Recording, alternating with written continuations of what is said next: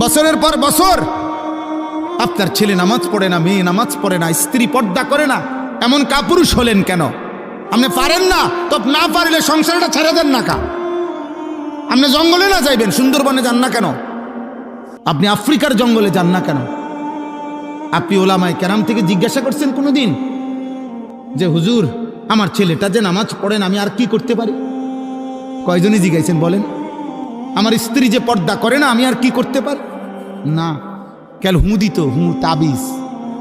হুজুর বিদেশ যাই না, তাবিজ আসেনি দেন।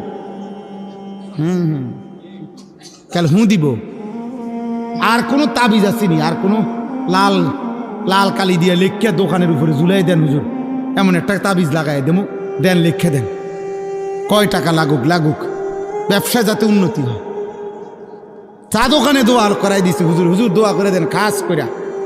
হুজুর যাইতে দেরি নাই, এই যে টেলিভিশন শুরু হয়েছে, এই যে নর্তকীর নাচ শুরু হয়েছে, এই নাফরমান আর কোনোদিন এই টেলিভিশন আর বন্ধ করে না।